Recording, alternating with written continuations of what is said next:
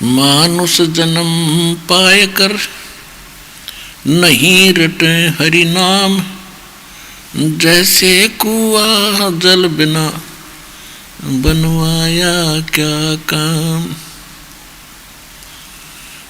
जैसे जिस कुएं के अंदर जल ना हो और वो कितना ही सुंदर उसका स्ट्रक्चर बना रखा हो, पक्का बना रखा हो, यदि उसमें जल नहीं है, जल है तो खारा है, तो वो नाम कुआं अवश्य है पर गुण कुएं के नहीं है। ठीक इसी प्रकार मनुष्य जीवन प्राप्त करके जो भक्ति करते ही नहीं, वो तो जल रहित कूप हैं। और जो शास्त्र विधि त्याग कर मनमाना आचरण करते हैं, वो खारे जल को लिए हुए।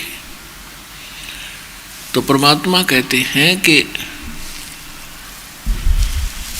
मानुष जन्म दुर्लभ है, ये मिले न बारंबार।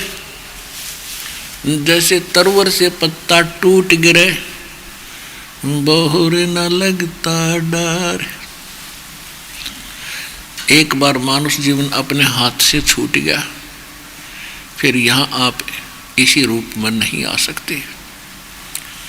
जिस प्रकार तरवर से यानी वृक्ष से पत्ता टूट गिरने के उपरांत वहाँ पुनः स्थापित नहीं हो सकता।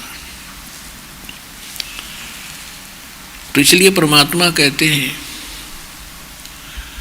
राम नाम रटते रहो जब तक घट में प्राण, कभू तो दीन दयाल के बनक पड़ेगी कान। श्वास उश्वास में नाम जपो, व्यर्था श्वास मत खो, ना जाने इस श्वास को आवण हो कि न हो।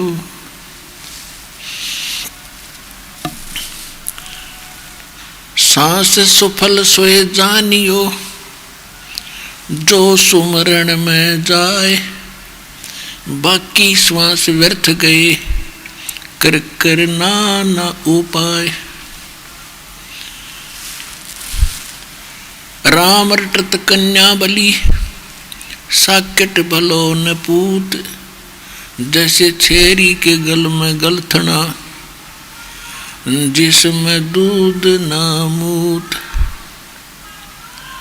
राम रटत कोड़ी भलो, चू चू पड़े जो चाम। वो सुंदर दे किस काम की, जा मुख नाही नाम।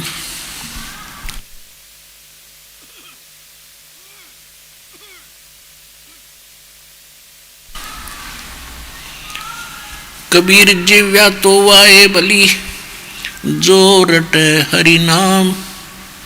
नहीं तो काट के फेंक दियो, ये मुख में भलो ना चाम। राम रटत निर्धन भलो, चाहे टूटी घर की छान। वो सुंदर महल किस काम के, जहाँ भक्ति नहीं भगवान। परमपिता परमात्मा ने आके स्वयं ही अपनी जानकारी आप ही बताई है।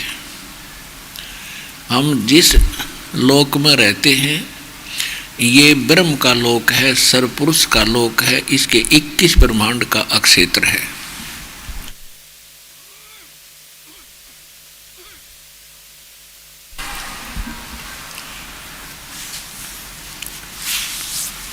और इस क्षेत्र में, इस काल के लोक में, इसके काल के जाल में, इसको काल भी कहते हैं, सरपुरुष भी कहते हैं, ज्योत स्वरूपी निरंजन भी इसी को कहते हैं।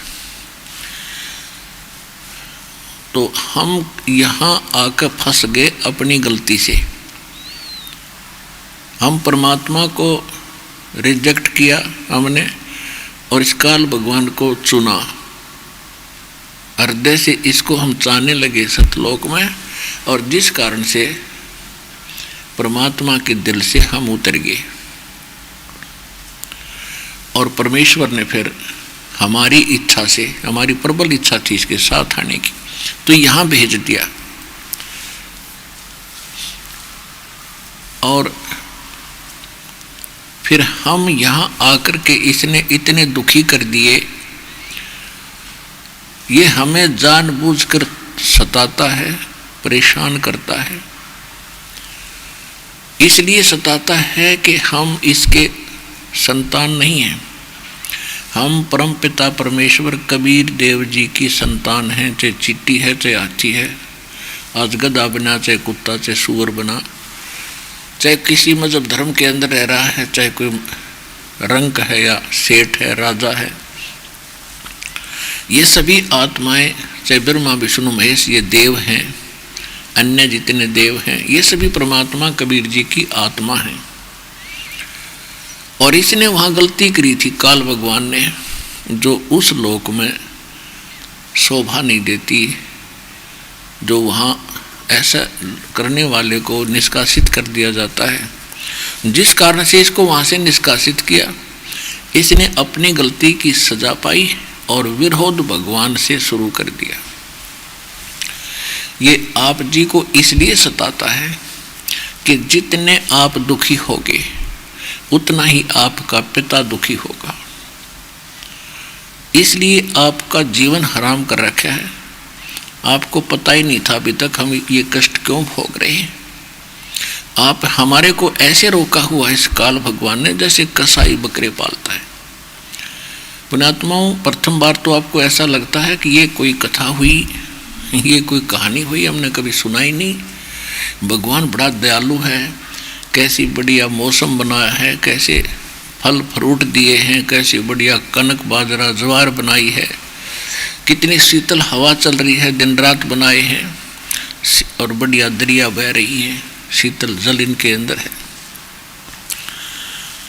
तो हम ये सोच लेते हैं कि बहुत परमात्मा हमारी बड़ी केयर टेक करता है, बड़ा देखभाल करता है, हमारे लिए कितनी व्यवस्था कर रखी है, तो बड़ा दयालु है ये भगवान। और जब हम किसी का बेटा मरता है, किसी की बेटी मरती है, पूरा का परिवार नाश हो जाता, अक्षेत्र का अक्षेत्र विनाश को प्राप्त हो जाता है किन्हीं भी कारणों से, फिर हमारी बुद्धि वहाँ जाती नहीं कि ये कहाँ गई उसकी दयालुता, क्योंकि हम जीव हैं और जीव की बुद्धि का सोच, जीव की बुद्धि की सोच जीव सतर की ही होती है।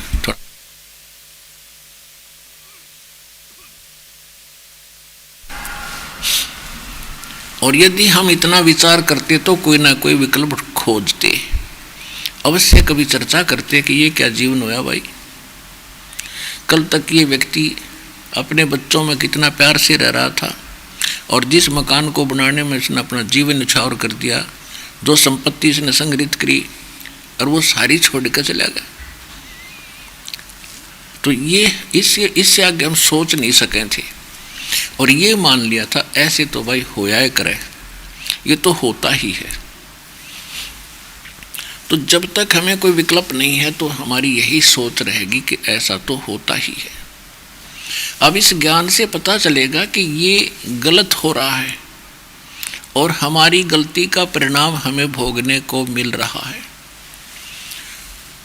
अब जैसे आदरणीय धर्मदास साहिब जी को परम पूज्य परमेश्वर कबीर जी ने धर्मदास जी के प्रश्न के उत्तर में ये कहा था कि धर्मदास, आप और ये सभी प्राणी इस झूठे सुख को सुख मान बैठे हो। धर्मदास जी प्रश्न किया था धर्मदास जी ने कि देखो जी कितना अच्छा वातावरण है, कैसी सुविधाएं भगवान ने दे रखी हैं, और आप कहते हो कि ये निर्दयी भगवान है। तो परमात्मा ने कहा कि जब किसी का पुत्र मरता है, किसी की पुत्री मरती है, तब कहाँ जाती है इसकी दयालुता।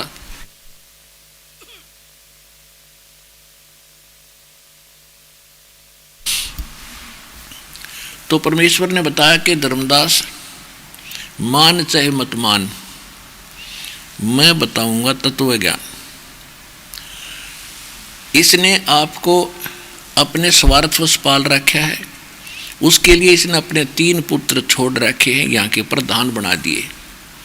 रजोगुण युक्त ब्रह्मा जी को बना दिया, तमोगुण युक्त सतोगुण युक्त विष्णु जी को और तमोगुण युक्त शंकर जी को।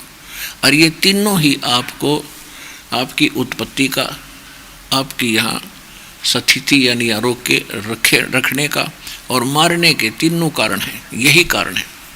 और इसका मूल निमित्त है इनका पिता।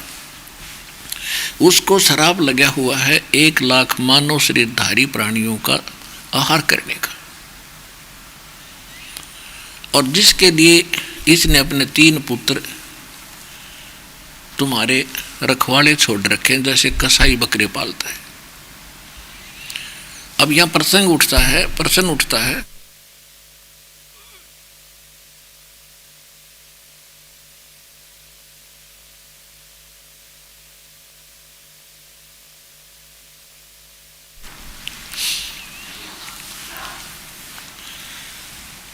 तो परमात्मा ने बताया कि जैसे कसाई बकरे पालता है, ऐसे आप जी को इसने रोक रखा है। अब वो बकरे तो अमुक बकरे होते हैं बेचारे, ना जुबान उनका, और उनके लिए कसाई क्या करता है, एक विशेष स्थान बनाता है, उसके ऊपर एक झोपड़ा डालता है, शेड डालता है, गर्मी और सर्दी ओलों से बचाने के लिए। उसका एक लंबा चौड़ा चरागाह भी रखता है, उसी में एक छोटा सा तालाब भी बना देता है, और यदा कदा जाकर के वो उन बकरों के ऊपर हाथ फेरता है, और वो बकरे उसको प्यार करते, एक नेक व्यक्ति मान के कि देखो हमारी कितनी केयर टेक कर रहा है, हमारी कितनी संभाल रखता है। और जिस समय उसको आवश्यकता पड़ती है 10 बकरों की, 5 बकरों की, इससे अधिक बकरों की या बकरियों की, तो उस समय वो नहीं देखता किसका बेटा मरेगा, किसकी बेटी मरेगी। उसने तो छांट लेने हैं मोटे मोटे, जिनमें अच्छा मांस हो, और निकाल ले जाते हैं। उस समय बकरों को भी आभास हो जाता है कि इनकी खैर नहीं है, और वो भागते हैं इधर उधर, एक दूसरे में दौड़ते हैं और मिमाते हैं, चिल्लाते हैं। कुछ देर के बाद वह जीव बुद्धि सेट हो जाती है।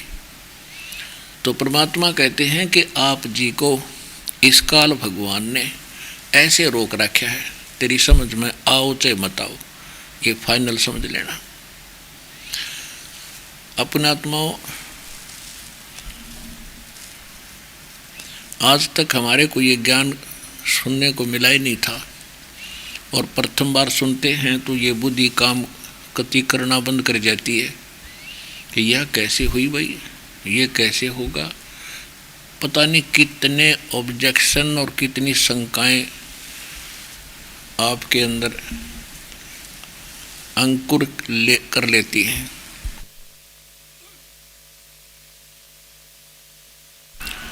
ना जाने कितनी शंकाएं अंकुरित हो जाती हैं, लेकिन ये ज्ञान ऐसा है, शंकाओं का कति मूल से नाश कर देगा, यदि विश्वास के साथ, श्रद्धा के साथ सुनते रहे तो। जब धर्मदास जी को परमात्मा ने बहुत सा ज्ञान समझाया, लेकिन हमारा पुराना रंग इतना गहरा हो जाता है कि फिर भी रह रह कर प्रश्न उठते ही रहते हैं। धर्मदास जी ने प्रश्न किया कि परमात्मा के हे महात्मा जी, जिंदा जी, आप कहते हो कि श्री राम और श्री कृष्ण जी के अंदर ये कोई भगवान नहीं है, इनमें कोई शक्ति नहीं है, ये कोई लाभ नहीं दे सकते। हमने सुना है कि एक बार राजा मोरध्वज के घर पर श्री कृष्ण और अर्जुन गए थे, और राजा मोर ध्वज अपने पुत्र ताम्र ध्वज को राज्य अभिषेक करने जा रहा था, उसको अपना उत्तराधिकारी नियुक्त करने वाला था। उसके उपलक्ष्य में उसने एक उत्सव मना रखा था। तो श्री अर्जुन और श्री कृष्ण जी साधु वेश बना के गए थे और एक माया वही सिंह बना लिया, शेर बना लिया। और राजा मोर ध्वज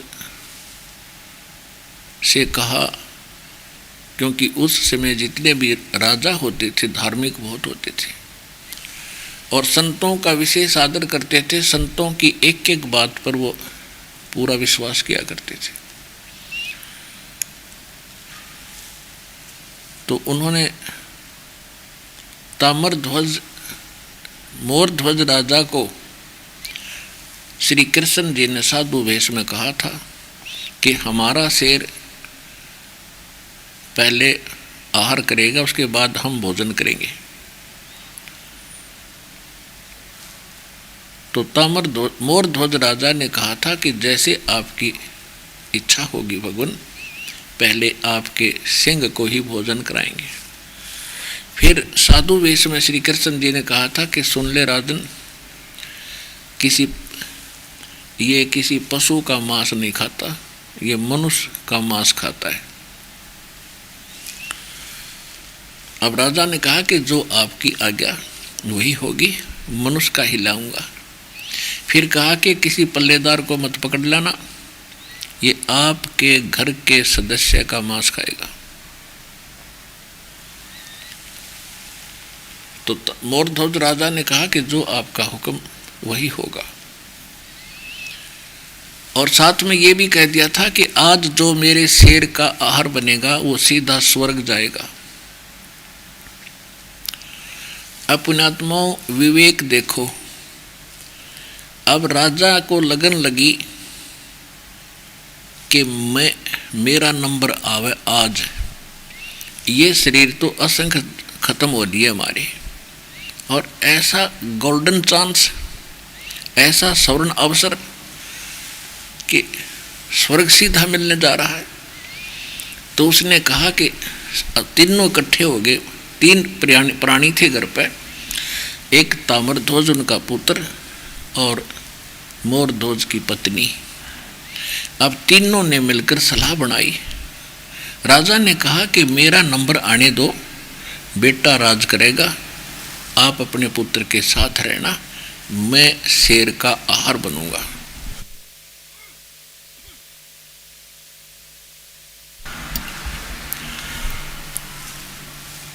अब देखो पुण्यात्माओं, रानी ने सोचा कि राजा ले गया नंबर, ऐसा मौका कब मिला हमारे को। तो वो कहने लगी, जी देखो मैं हूँ पतिव्रता नारी, और पतिव्रता का पति पहले मर जाए तो उसका जीवना दुर्भर होता है, तो ऐसा मैं नहीं चाहती, मेरा नंबर आना चाहिए। और आप पुत्र भी बालक है, ये राज करेगा, आप इसको गाइडलाइन करना और अपना ये राज्य करना, मेरा नंबर आने दो। अब ताम्रध्वज ने सोची, बच्चे ने, कि भाई आज तो मौका मेरा ही लग गया, मेरा नंबर आना चाहिए आज शेर के आहार बनने का, ताकि स्वर्ग चले। स्वर्ग की इतनी महिमा सुन रखी थी।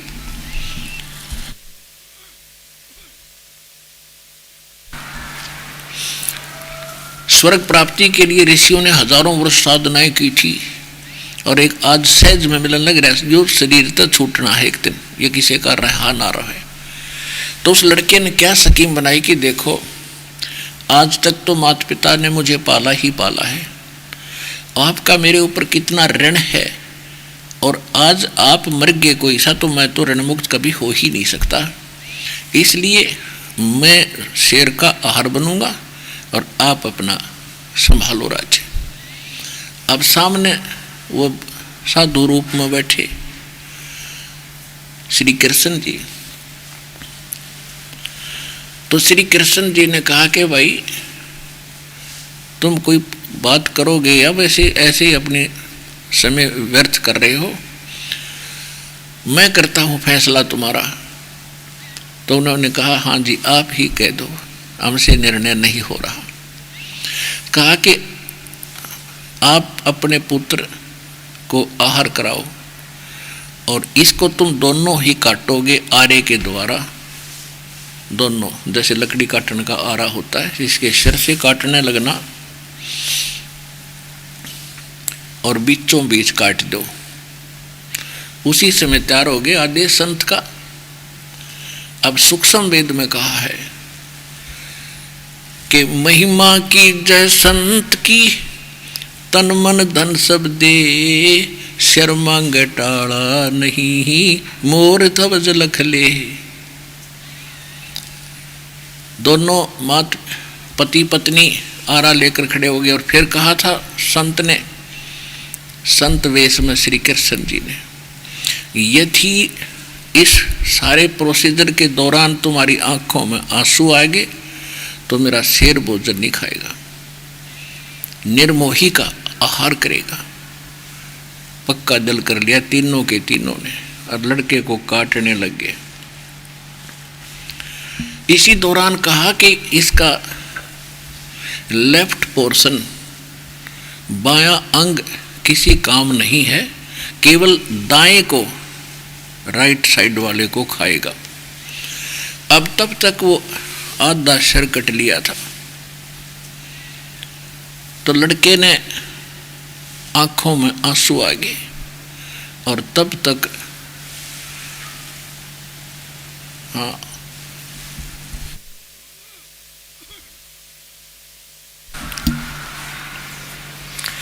अब लड़के की आंखों में आंसू आ गए और सिर कट लिया आधा। इसका मतलब 10 मिनट में लड़का मृत्यु को प्राप्त होना ही होना था।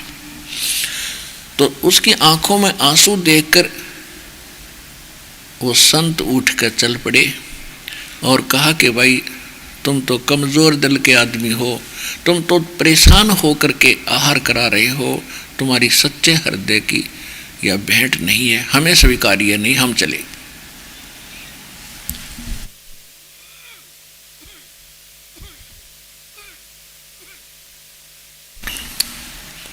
और जो ही वो उठकर चले तो लड़के ने कहा कि महाराज मेरी बात सुनो, मैं इसलिए नहीं रो रहा हूं कि मेरी जान जा रही है, मैं इसलिए रो रहा हूं कि मैं इतना नालायक और नीच व्यक्ति हूं कि आपका मेरा शरीर आधा काम आया, आपने लेफ्ट पोर्शन रिजेक्ट जो कर दिया, उसमें कोई दोष होगा मुझे नीच में परमात्मा, मैं न्यो रोऊं सू कि आपका सारा भी काम ना आया।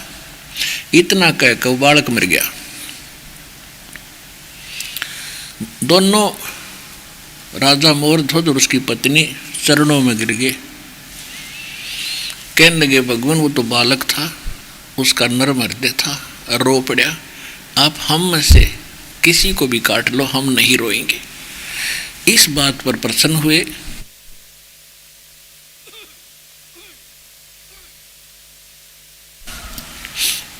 इस बात पर प्रसन्न हुए और वापस आ गए और वो आरा निकाल के जीवित कर दिया ताम्रध्वज को और कहा भाई मैं तो परीक्षा लूँ था और मोरध्वज तू खरा उतरा भाई, अब मांग ले क्या मांगना चाहता है, तुझे राज दे दूंगा, तुझे स्वर्ग में वास दे दूंगा। तो पुण्यात्मा बुद्धिमान व्यक्ति को ऐसे मांगना चाहिए।